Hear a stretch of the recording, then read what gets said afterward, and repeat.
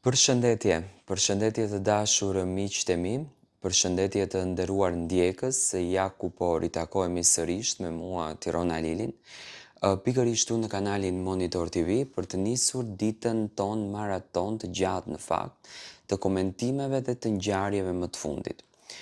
Sot dua të nis këtë ditë duke komentuar një marrëdhënie që në fakt ka ngritur dyshime dhe pikpyetje, qëndrimet e tyre, lëvizjet e tyre, pothuajse janë duke mbajtur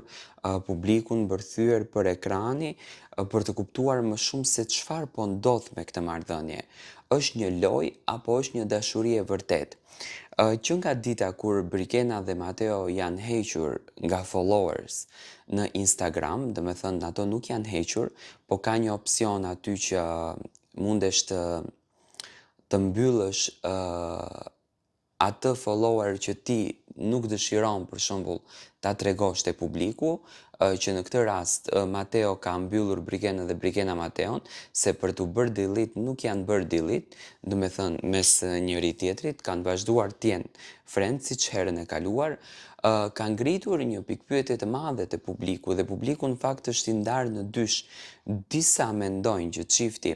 ka përjetuar një ndarje dhe ka një krizë mes to, ndërsa disa të tjerë mendojnë që është thjesht një opsion për thashë theme, për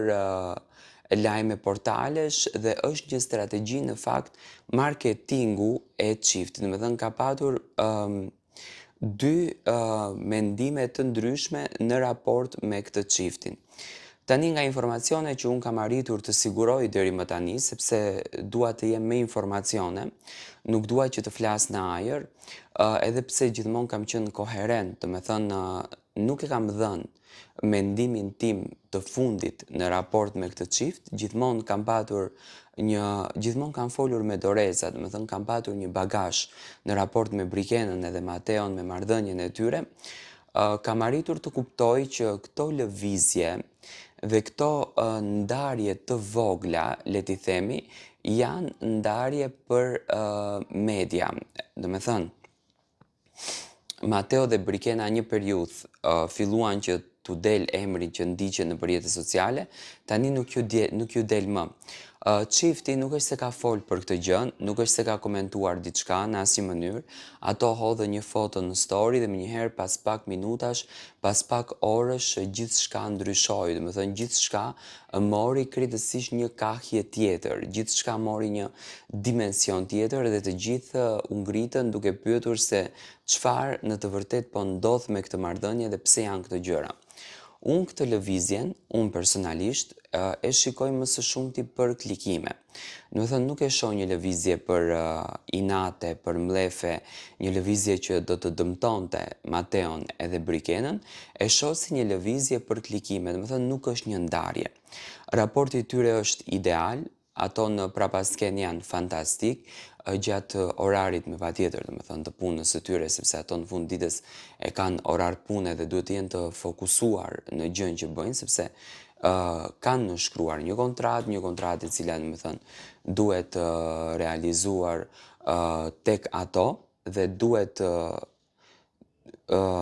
mirë kuptuar edhe nga ana e publikut për kontratën që ato kanë bërë,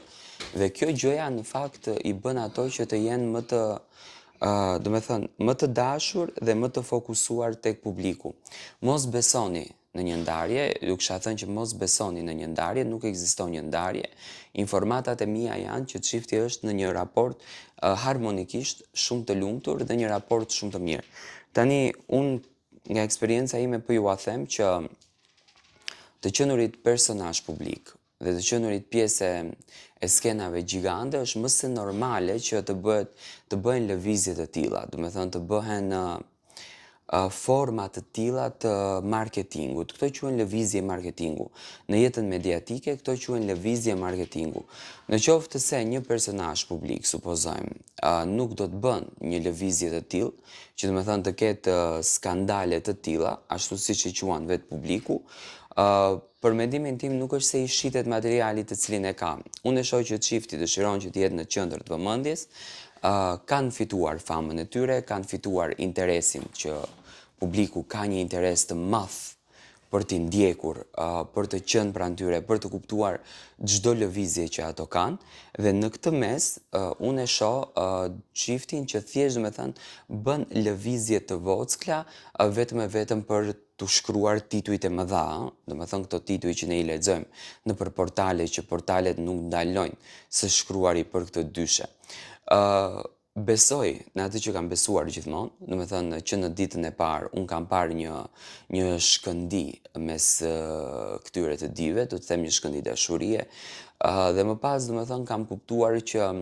do të luftojnë për njëri tjetrin deri në fund. Unë nuk e besoj që një marrëdhënie, një histori mund të shkatërrohet brenda një nate për një kacafytje të vogël që mund ta ketë një çift. Të gjithën këtë lëvizjen, me thënë drejtën, e shoh si një lëvizje strategji për marketing. Me thënë asnjë gjë tjetër. Strategjitë për marketing bëhen edhe në botën e jashtme, shumica e personazheve publik domethënë bëjnë strategji të tilla, bëjnë lëvizje të tilla, vetëm e vetëm që të jenë në qendër të vëmendjes. Do thënë të jenë më të komentuarit, sepse qendra e vëmendjes me patjetër që rritën edhe pazarin, gjën më kryesore, domethënë rritën pazarin e personazhit, rritën pazarin e kontratës, gjithçka tjetër që lidhet në këtë zinxhirin e madh që e përbëjnë të gjithë këtë emrin që ne e shohim sot në skenë. Andaj do të kisha apeluar për të gjithë ndjekësit, personazhet të cilët janë pjesë e marrëdhënies së çiftit, domethënë ato që i duan, i respektojnë, janë shumë të lidhur me to, të mos të shqetësohen, sepse kam patur shumë SMS në Instagram, Tiron se çfarë mendon, si qëndron kjo marrëdhënie, pse bëhen këto lëvizje. Janë lëvizje artistike do t'i quaja unë, lëvizje që pa to nuk ka kuptim gjëja, domethënë mos jetë kjo gjë nuk ka kuptim gjëja, dhe duhet me patjetër që të bëhen këto lëvizje për të qenë sa më skenik. Tani se kush i mëson, me patjetër ato punojnë në një televizion që është fabrik e të gjithë televizioneve të tjera, Top Channel është gjigant dhe duket që di shumë bukur të punoj për të arritur të merr të gjithë atë vëmendjen e madhe dhe të merr atë strategjinë të shitjes së programacionit të tyre. Në fund unë e pres që Mateo të bëjë një lëvizje interesante, të bëjë një lëvizje të bukur që do ta komentoj në fakt në momentet në vazhdim, por që ekziston një ndarje, që ekziston një krisje, që ekziston një thyerje shpirtërore mes kësaj dysheje, unë nuk e besoj as pak dhe s'ka gjë në botë që mua mund të më bindë që ta besoj këtë histori. Dua të marr mendimin tuaj.